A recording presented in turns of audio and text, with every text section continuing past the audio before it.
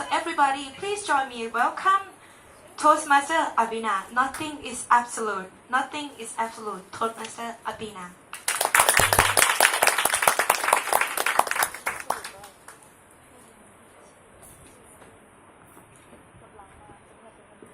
We are crossing the river, right? So I'll put on my confidence boots and cross the river. So today I'm presenting on the topic, nothing is absolute. Why did I choose the topic? Somewhere last week I was talking to one of my friends back in Ghana on video call. And she told me, Abina, your nose is not nice. So I was chatting with my father and I said, but Papa, my nose is not nice all this while and you did not tell me. And my father said, stop complaining. Because if your nose is not nice, what will this man say? His nose is not nice too. But your nose is better than his. That is what my father said. So according to my father, my nose is better than this man's nose. But according to my friend, her nose is better than mine. That's the topic, nothing is absolute. When we say something is absolute, or the word absolute means fixed, something that has been fixed, there is no argument about it. It's like that and that is it. But in this world, nothing is absolute. And I'm taking this from 3 areas. First of all, the idea of right or wrong. And I researched about some laws around the world.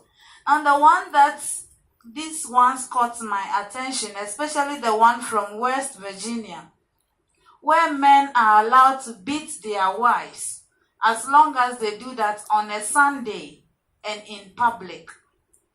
In our world today, we are all fighting against domestic violence, human rights. But in this place, a husband can beat the wife on a Sunday and in public. It's ridiculous, right? If you do that, it's not illegal, it's legal to beat your wife on a Sunday in public. When I heard it, when I read the thing, I said, this is so ridiculous. How can you have this law in Constitution and maybe there are people abiding to this law, beating their wives in public?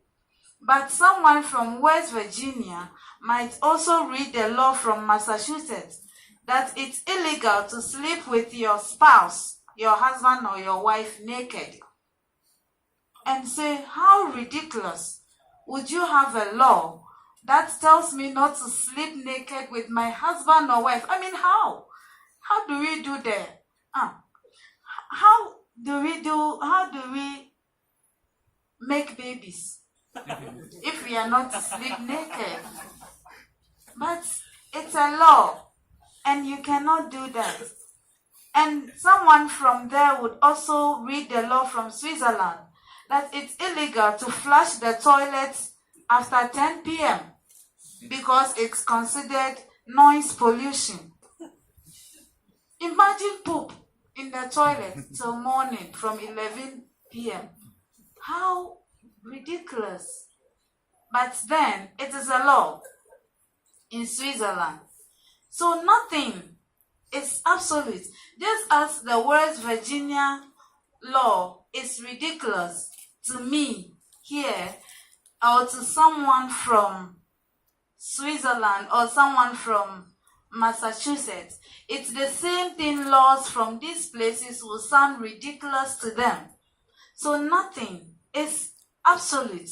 What is wrong to you may not be wrong somewhere. And I'm also talking about the idea of beauty. Oh, the perception of riches. Now, when you read about Forbes, they have top 10 rich men, top 100 rich men, top 50 rich men in this world. And why are these people rich? They are rich because they have wealth, money, cars, houses. That is why they are rich. They have the obvious things that we all think that is riches. And probably these people are perceived to be the happiest people in the world because they have the riches. So these are the people. They have Amancio Ortega from Spain. He has $7 billion worth of money. And Bill Gates. But this is my perception of riches and happiness. That if you wake up healthy today, then you are happier than the 1 million people who may not survive next week. That if there is food in your fridge, you have shoes and clothes, you have a bed and a roof, you are richer than 75 people of the world, 75% of the people of the world. And if you have a bank account and little money in your wallet, then you belong to 8% of the people in the world who are well-to-do. Now, why would you think you are not rich? Because society or someone said, because Forbes magazine said. You are rich if you don't have to beg for food, or if you have food, you are okay. Just see yourself as okay. Don't try to fit in. And the last one is the perception of beauty. Now, around the world, we have different perceptions of beauty. Some see beauty in the skin color, others see beauty in long hair, others see beauty in visible scars. So I went to Ethiopia. Now this is a beautiful woman in Ethiopia. In Ethiopia, this tribe, Karo, a beautiful woman must have scars visible on the face and the body. This one is on the stomach. So as we are buying products to clear the scars from our skin, they create the scars. So they would be beautiful women. That is the perception of beauty over there. This is China, Thailand, Asia.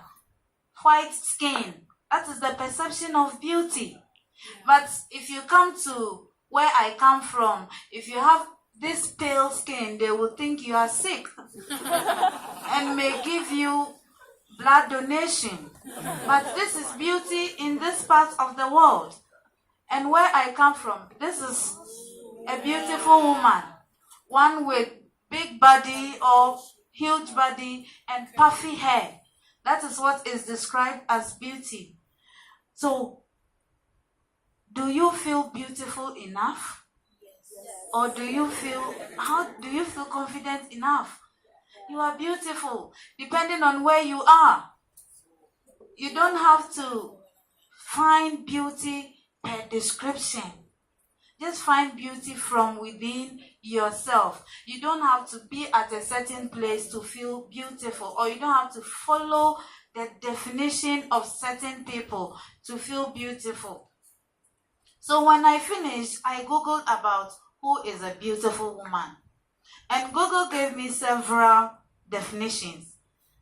The one that caught me was the one, a beautiful woman is one who laughs at everything, including herself. And I said, I am beautiful, if that is the description. Then I went ahead. He said, a beautiful woman is one who has a smile that lightens up the room. And I said, I am beautiful. And I went ahead and I saw a beautiful woman is the one who has the Coca-Cola bottle shape. And I said, I'm not beautiful because I do not have the bottle shape. But then I saw this definition from this woman, Karen Stickney, and she said, every woman is beautiful. I didn't want to put any definition here because of my perception of beauty. If I had put any of the definitions here, it would be my perception and not anyone's perception. So define yourself. Define your beauty. Define your happiness. Define your riches. Do not try to fit in. Do not change anything to fit into this little box society have created. Find yourself. create yourself and be happy within your skin. Kopun Naka.